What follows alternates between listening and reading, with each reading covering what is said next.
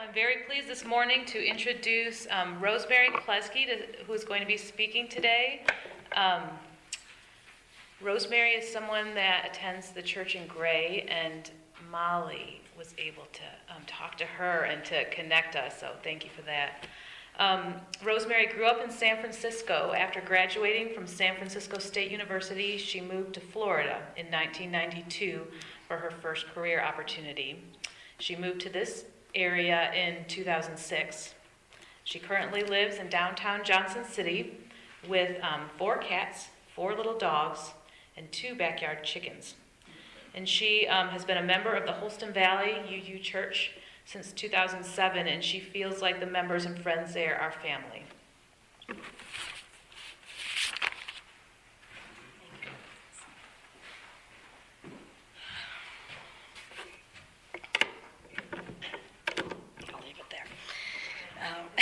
It's a little tricky if you don't mind me. Thank you. If I can, of course. Wasn't ready for a shorty, were you? Yeah. So, good morning, and a big thank you for inviting me. Before I share what I've come to share with you, I'll tell you a bit of a secret. I'm not normally a public speaker. I never thought I'd be giving a talk to a UU church, let alone doing it a second time for your congregation. But as Molly pointed out when I met her a few weeks ago, she so aptly put it, each of us probably has at least one sermon in us. This is mine. I'd like to share a personal story about an aha moment that planted a tiny seed for today's talk. One Christmas about 15 years ago, my mother gave each of us a decorative plate, a little decorative hors d'oeuvre plate, with our zodiac sign. Mine had a cute cartoon goat painted on the center, and around the rim were positive words describing Capricorn traits. Determined, helpful, ambitious, well, maybe not so much. Practical, like, oh, Mom, thanks, that's so sweet, thank you. My husband, Brian, taps me on the shoulder and tells me, turn it over. I turn it over. And there on the back of the plate were listed the negative Capricorn traits. So I'm reading stubborn, bossy, shy, defensive. I'm not defensive. Okay, the irony was duly noted, and a personal flaw to work on? Yeah, a biggie. I never really realized it, but once cued in, I had to admit that I'd always been quick to jump into defensive mode. It had negatively affected my life and my relationships and gotten me into trouble for years, even in my job. So a seed was planted in this defensive gal, making me a bit more aware. I'd sometimes catch myself getting into defensive mode. Oh, yeah, okay, I see it happening now. Not always. And then I was introduced to an idea that was water and sunshine for this seed. Just about a year ago, so this is new for me, just about a year ago, I happened to be killing time waiting for a meeting, and in the foyer of the meeting location was a table full of books, just free books, take what you want. So I randomly picked one up, and it fell open to a chapter in which this concept of assuming negative intent was spelled out. The book was about parenting, and I have no children, just dogs and cats and chickens. Yet the examples in the book really resonated with me, and I could easily see how the ideas fit into life in general. And since then, for this year, this concept has been rattling in my mind, and I've been applying it and sharing it. And this revelation has been changing me. Assuming negative intent. What does this really mean? Assuming negative intent is a way of looking at the actions of others. It is our attitude about the people around us. Basically, we're assuming that others intentionally disrespect us or have it out for us. As you can imagine, it can sabotage our success, and it often can lead to conflict. If you react from a negative perspective because you don't like how they reacted, then it just becomes 2 negatives fighting each other. Let me clear up a few related concepts that this talk is not about. First, this is not about dismissing when someone legitimately does you wrong, or when his or her actions are blatant character attacks. Doesn't happen often, but yeah, it can happen. This is not about avoiding our own negative thoughts or actions, or intent, our own negative intent or actions. That's a topic for another Sunday. Somebody else can take up that. And this isn't really about assigning positive intent. That's a partner concept that I learned about that I'll lean on today, but still, that could be a whole other topic for a whole other Sunday. And I'm not volunteering, so. No, today I really want to share with you this concept of assuming negative intent. Along with this is this joy and freedom we gain in simply releasing those assumptions. You may be thinking, I can see it. You may be thinking, oh, come on, who doesn't know this already? Admittedly, I did not. I'm getting close to a really big milestone in my life, age-wise, and I only learned this and focused on this last year. I am a work in progress. I will always be a work in progress. So I needed to hear this. In reality, I needed to hear this 30 years ago. I wish there were some young people here that I can share this with too, who maybe needed, like I needed this 30 years ago. I can't stress enough how much this concept about assuming negative intent has affected me. Even knowing this concept and thinking about it a lot, it remains a struggle. It isn't always easy for me to remember to curb this defensiveness, to not take everything personally. I'm always having the talk with myself, yo, Rosemary, this isn't about you. So cue the new insight about assuming negative intent. It is changing everything. Oh, perhaps all these years I have had an inkling in the back of my mind, but never before has it been presented in a way that I could grasp. Thus, I really wanted to share. I'm excited. I have wondered if this defensive tendency may be hardwired in humanity. Perhaps it's part of an evolutionary trait. We only have our own perspective, our own lens on the world. Our lens is inherently self-centered. And of course, we see things about me. As we mature, we hope to learn to be less about me. And we are all works in progress. So let me give you some examples of assuming negative intent. Hopefully it makes it a little more concrete. Let's say you go to the grocery store and you're checking out and the cashier is extremely rude to you. If you assume negative intent in this scenario, you think, I can't say it here, but you're thinking it. She is the rudest person I've ever met. How dare she? And you take her actions very personally and go on believing that she's just a bad person. You may even let this get to you and go a step further and proceed to be rude right back to her. Another example, and this is at home, I deal with this often, and I'm working on it.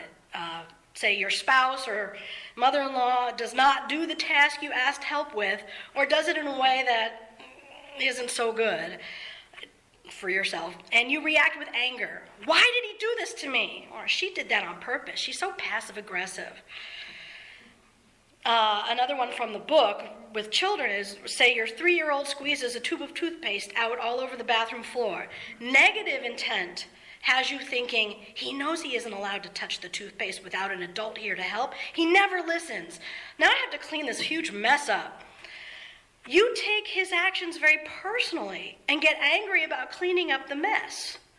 This hurts your relationship with your child by assuming negative intent in a 3-year-old. At that age, they're very impulsive. They don't have the ability to think ahead to consequences. They are not out to make you mad, and they aren't out to be bad. And this really resonates with me with an aging mother-in-law who is on the road with some mental struggles. And so I'm thinking that she's not bad. She's not out to get me. I've seen this many times in my dear hubby's reactions driving on the freeway. Jerk! Look, he slowed down just as I was trying to pass him. He did that to annoy me. Idiot. You've never heard anybody say that, right? I can tell you that story because he's not here today. So, I can share a real incident that occurred between 2 dear friends as a really prime example. My friend Lucy is very shy, and she admits that she finds most social interactions really stressful.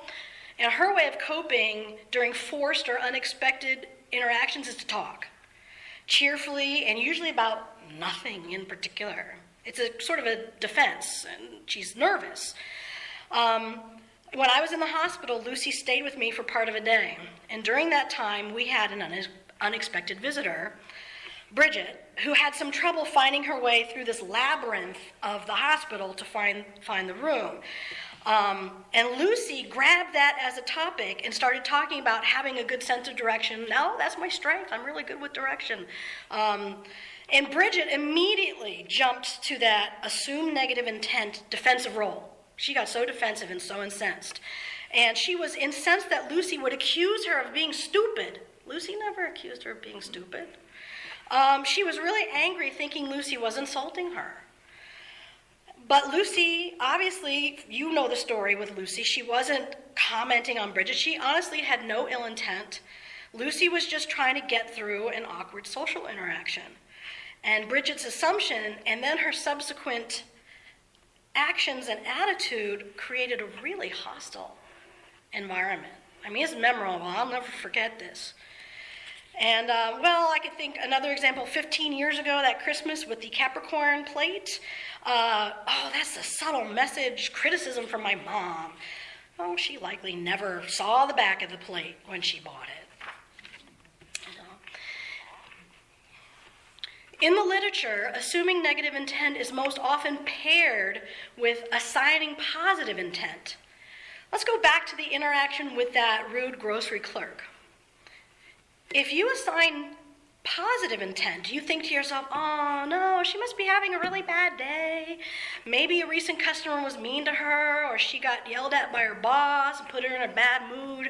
You're trying to think of her motives and think of her in a better light and choose to act graciously toward her because you choose to believe that she really is a good person and deserving of kindness and respect.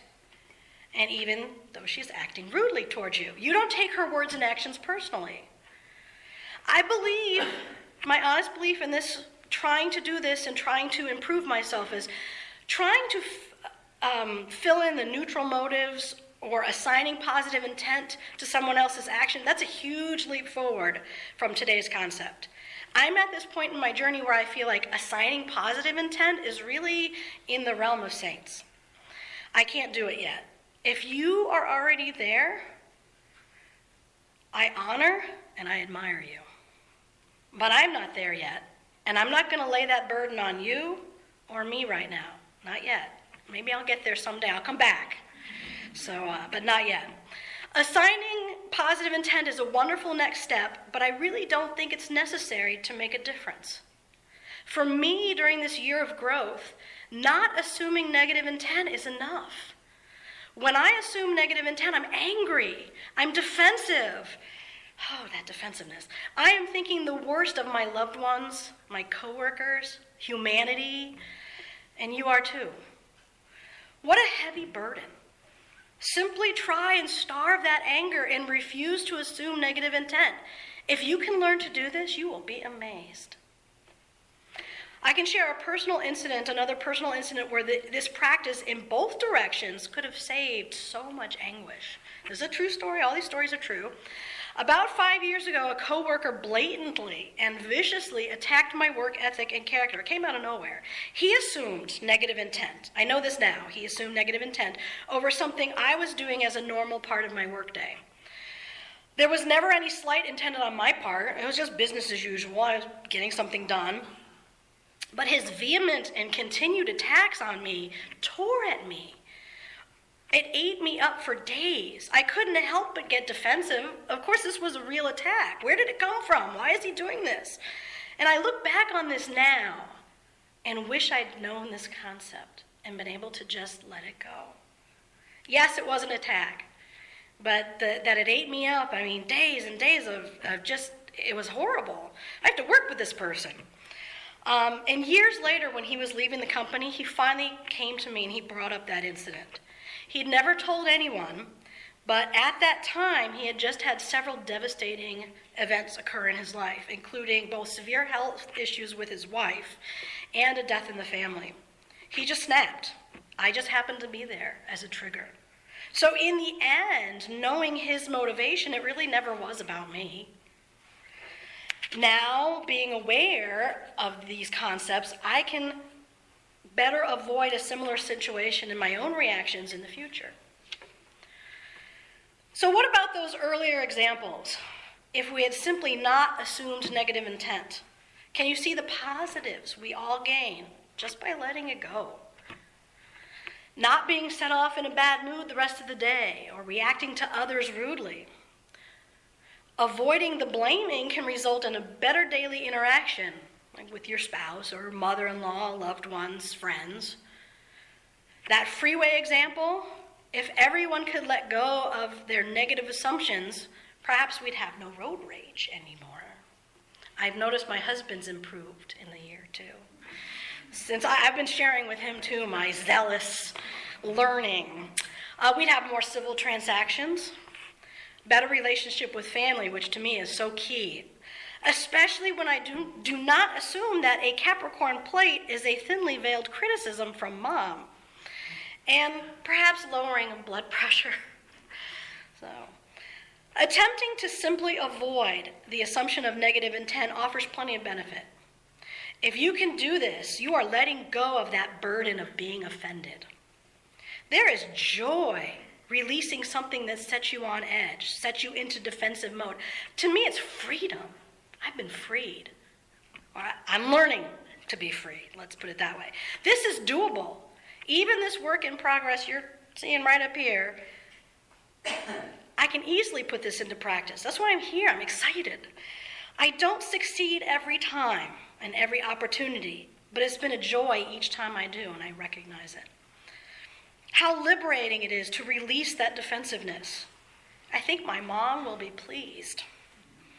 While that funny Capricorn plate is long gone, terrazzo flooring is an unforgiving medium. That first seed it planted is growing strong.